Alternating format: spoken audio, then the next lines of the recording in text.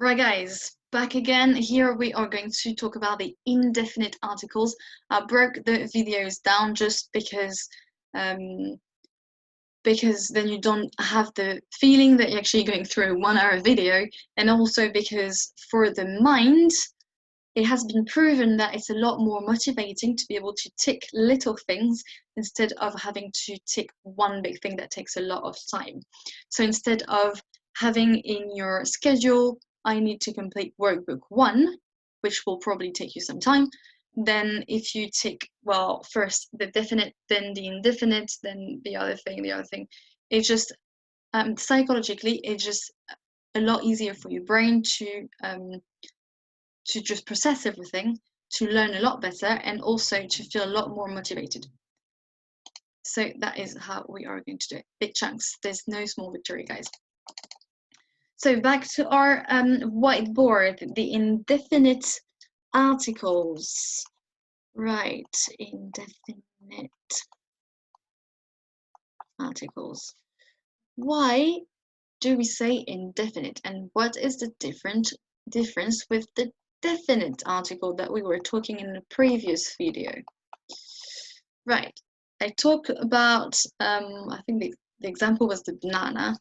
I was saying if you're talking about your dessert with your friend on the phone and you say, oh yeah, I've eaten the banana, and you've never talked about the banana before, that would be a bit weird. So instead, you would use a banana. I've eaten a banana for my dessert. That sounds a lot more that makes a lot more sense straight away. Okay, that someone will be, okay, well, fair enough, you're eating a banana and I've eaten a cake. Whereas if you're talking about the banana or the cake, it just implies that you've talked about it before. So that's what we are calling it an indefinite article. It hasn't been defined just yet. It's the difference between the known and the unknown item. Here again, you already know how it works because this is just basics, but just for the sake of it, let's remind us what they are. So masculine, you know what is A for masculine, right? Un, une, and for the plural, des. There we are. So un, une, and des for the indefinite article. So remember, before for the definite article, we had a weird liaison here, pronouncing the S for vowels and H's. And here is going to be exactly the same. Actually, most of the time in French, when your word finishes with an S and it is followed by a word that starts with an A, E, I, O, U, Y, and H, then you actually pronounce the S. It's an old pronunciation rule, but yeah, I'm sure you already know that. So here again, same thing, you do pronounce the S. So if you're still talking about the pineapple, like we were earlier, some pineapples, you write des ananas, pronouncing the S, okay?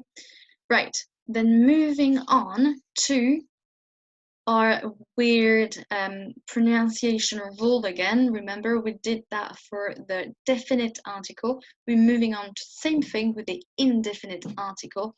When you are in front of a vowel or an H, but you're in the singular. So remember before, so previously, there we go, that is a wrong, there we are, let's say it works. So previously we talked about how le and la becomes L apostrophe in front of a vowel. Okay, here for un and une,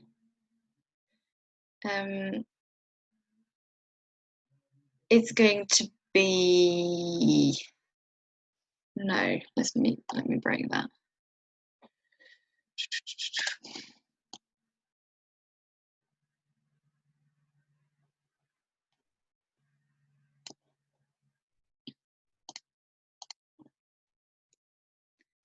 Right, so now we have another strange rule. Let me clear all this.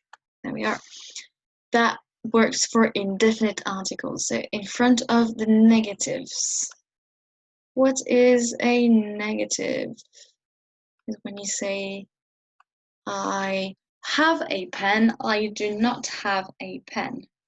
So if you're saying, I have a pen, what happens with the A? So I have a pen, j'ai un stylo, stylo being masculine, j'ai un stylo. I don't have a pen,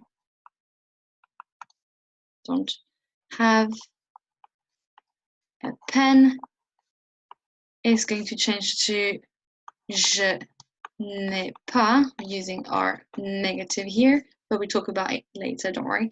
Je n'ai pas something stylo. Right, so what happens to our A here? In the non-negative, so we call the affirmative, A becomes un. J'ai un stylo. And for the I don't have a pen, since you don't have any, you can't say you have one. In French, you would just say de. Right. De is going to be the indefinite article that we use every single time that there is nothing. So every time you have a negative, instead of using un or une, you are going to use de. No difference if it's feminine or if it's actually masculine. So remember, j'ai un stylo, je n'ai pas de stylo.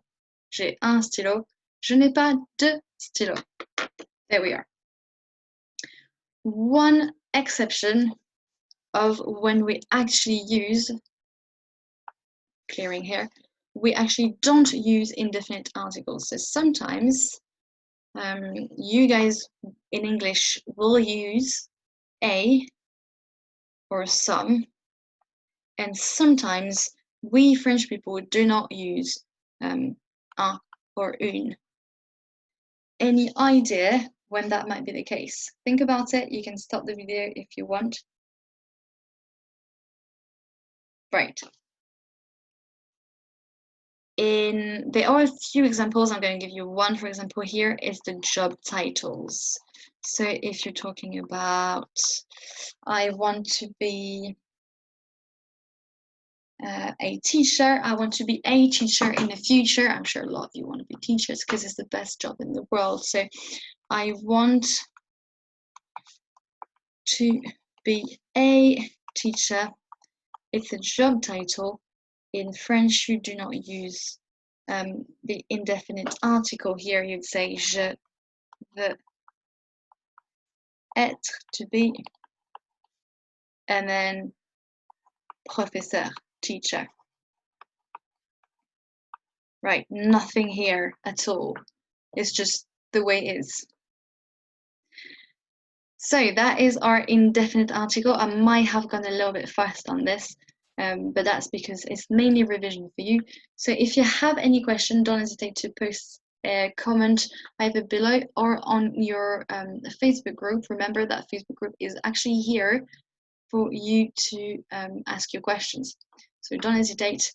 Don't hesitate to write your hashtags if you're lost as well. So remember, hashtag stuck if you're stuck.